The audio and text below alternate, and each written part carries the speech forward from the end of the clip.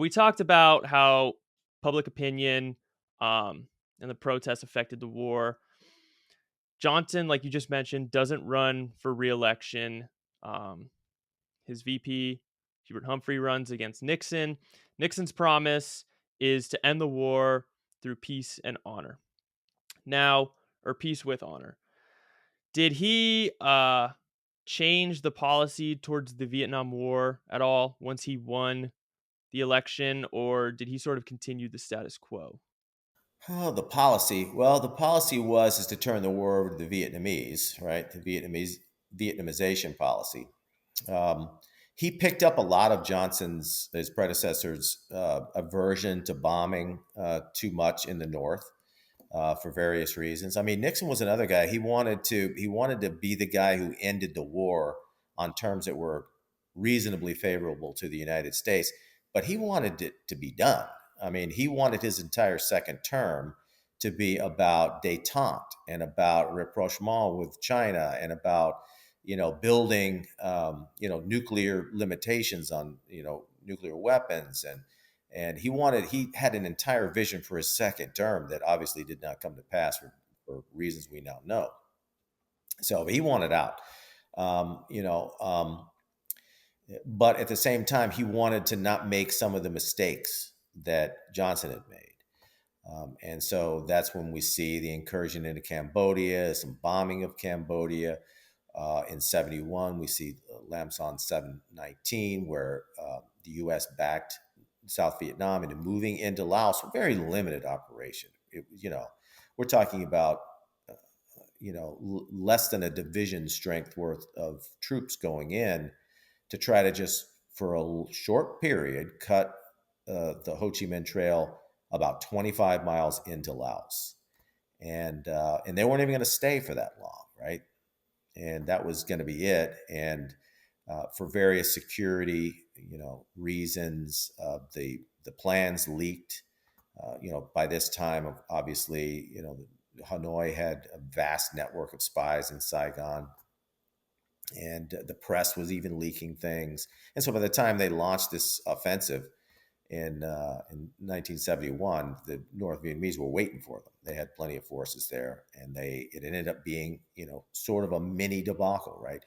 The North lost a lot, but at the same time, um, the South was lost a lot too, and really kind of had to tuck tail and move back within its borders way before they wanted to, because it just was not a very well orchestrated offensive, right? So, like I talk about in the book, Hanoi looks at that and they're like, Vietnamization has failed, right? They always looked at Van Tu, the president at the time, as a U.S. puppet. They thought that the ARVN, the Army of Republic of Vietnam, was a paper tiger, and they looked at what happened at Lam Son 719 and that very limited incursion and the losses the South Vietnamese took, and they said, you know what, Vietnamization has failed. Now's the time to try to win the war, and we want to win it. Le Duan was, the general secretary, and he was not about to sit back and wait patiently like Ho Chi Minh wanted to, like General Giap wanted to, who was the architect of the French defeat at Dien Bien Phu. Le Duan wanted victory. He wanted a stunning military victory on the battlefield that would not only crush the South Vietnamese military, but also inspire, because they figured that the South Vietnamese populace was just waiting to uprise. They wanted to greet their communist brothers from the North and say, come on in and let's do away with the Saigon regime, and, thank you for rescuing us. And of course, that never happened. And the three times that he tried it in 65, tried it in 68, tried again in 72. And the South Vietnamese population was having none of it. They voted with their feet and fled when the North Vietnamese attacked. So, but Le Duan was a stubborn guy, and he was a very forceful guy, and he had taken control. He was the ruler of North Vietnam at this point. Ho Chi Minh was nothing but a figurehead, and had been for quite some time. Ho died in 69. He had really started to become a figurehead in the early 60s.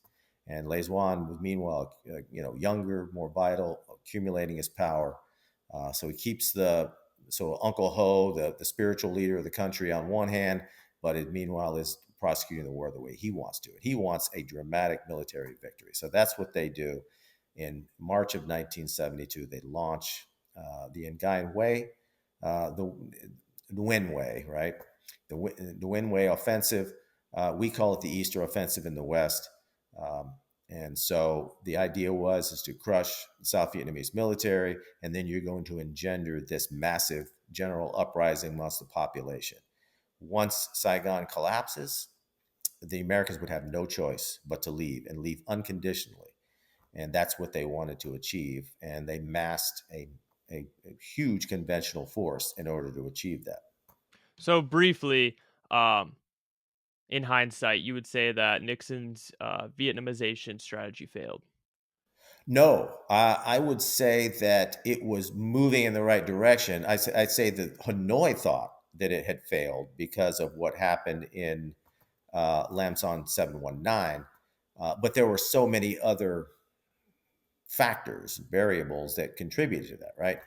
Um, if you look, we'll kind of fast forward a little bit, but let's say after Hanoi's Easter offensive, the Nguyen Way fails, um, due to linebacker and Operation Pocket Money, but also some really, really hard fighting by the South Vietnamese military.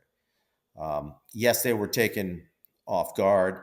North Vietnam had, numerical and material superiority at the tactical level almost every single time during that invasion. You're a defender, but you've got this kind of big. Talking about South Vietnam, you've got this huge sort of back country, and you've got area, lots of places that you have to defend. Pacification was coming along very well at this point. Um, that's why it's always a misnomer that you hear that the U.S. was defeated by the Viet Cong or defeated by the black pajama peasant. That wasn't the case. They were defeated in 1968. And North Vietnam was the one who staffed pretty much or manned the most of the Viet Cong after that because of the losses that were sustained during Tet, right? Pacification had been very, very successful. That was one of the reasons why Lê Duan wanted to launch this offensive in the first place. He started to believe that the longer it went on and the more all of these villages and hamlets were loyal to the government, the harder it would be to overturn that. So that was a big part of the Easter Offensive, was to not only crush the South Vietnamese military, but have political cadres sort of start to overturn all these gains that had been made in the rural backcountry of pacification. Vietnamization, as you asked about earlier, I mean, they fought hard, and if we fast forward to early 1973, they were on par with North Vietnam. It was only when the United States fully pulled out, right? But more importantly, cut funding to the South Vietnamese military that they were doomed. And so, by late 1974, right, the big invasion came in early 1975 from the north. By late 1974, South Vietnamese soldiers were relegated to 85 rounds per month for the rifles. Um, Aircraft sat on runways because they didn't have replacement parts. There was no fuel, not enough fuel to run tanks or to fix the tanks or to keep them. Artillery shells were rationed, right? So, meanwhile, North Vietnam has been building itself up ever since the peace accords in '73, January '73. Um, so here's what I would say about Vietnamization. You could probably say that, well, you could definitely say that the South Vietnamese had become very, very reliant on American military know-how, right? Advisors, especially when it came to air support, artillery support, right? They were starting to learn these things, but because the United States took over the war in 1965, and it's really sort of assumed all responsibility for it up until 1969 when they started the Vietnamization process. There was certainly a learning curve there, and they felt it, and they needed it. But on the other hand, when you're telling soldiers that they have to defend their country and you're only giving them 85 rounds for their rifle for an entire month, and meanwhile their artillery don't have shells, or they have three, per gun, good luck with that. If your tanks aren't running because they need spare parts and all these things that happen with the cutoff of the funds, that's a problem, right? So Vietnamization, I don't know, partially failed, but also the failure of to keep the South Vietnamese ally funded also failed, and that was a broken promise, right? That's interesting. So the war was winnable, especially towards those latter years, but because of the public pressure, because of Nixon's promise to get America out of the war, they sort of had to rush their exit, which ultimately doomed South Vietnam. I mean, he was leaving. Nixon was leaving no matter what. He had decided, and so really, if you look at that period, after certainly after the Cambodia incursion, but that period, that was the anti-war movement really sparked up then, right? And so really flared up with the Kent State shootings and all the rest. But it started to die down a little bit. The draft was going away. Casualties were down. The U.S. was visibly leaving Vietnam, right? I mean, there were unit withdrawals, nearly every month, and it was on the news, right? Everything was simmering down. And then the North launches their Easter offensive in '72, and then it's all right back into the fray again. So, but he was leaving, right? Even as he's bombing the bejesus, to use their term, out of the North. They were still pulling unit after unit out of there, and that timetable was not going to be interrupted. Nixon was determined that he was going to leave by the start of his second term.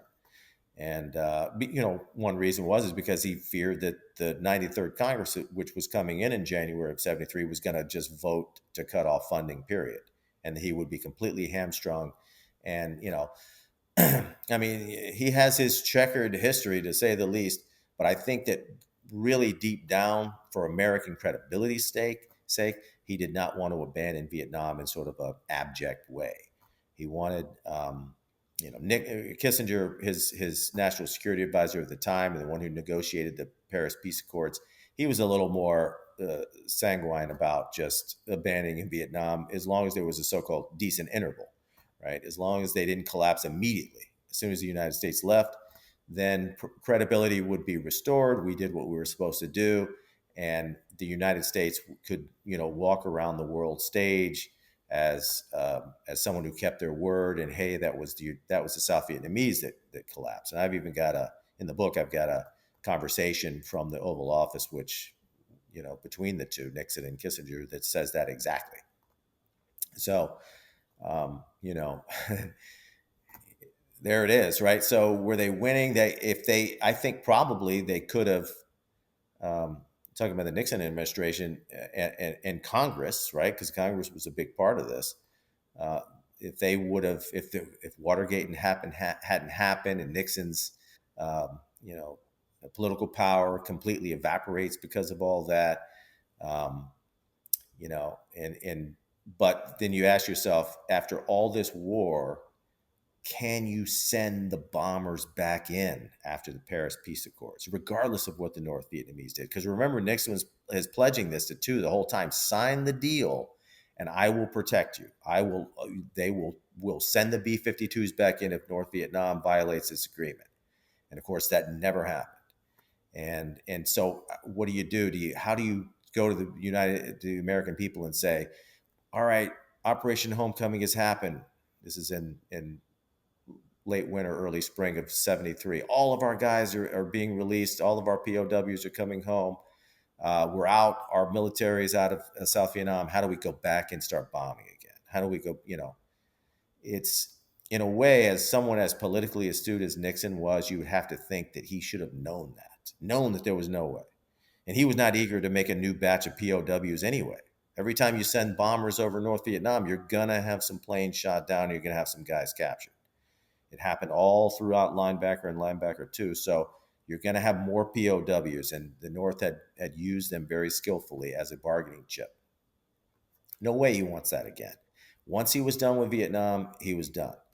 And so, Congress bears responsibility. Nixon bears responsibility. Kissinger bears responsibility for negotiating the deal that he did in the first place. That certainly the South Vietnamese could not accept. Uh, most prominent of which would be the presence of 150,000 North Vietnamese troops in South Vietnamese territory that were not required to leave. So all of this, right? It sets it up for a massive failure.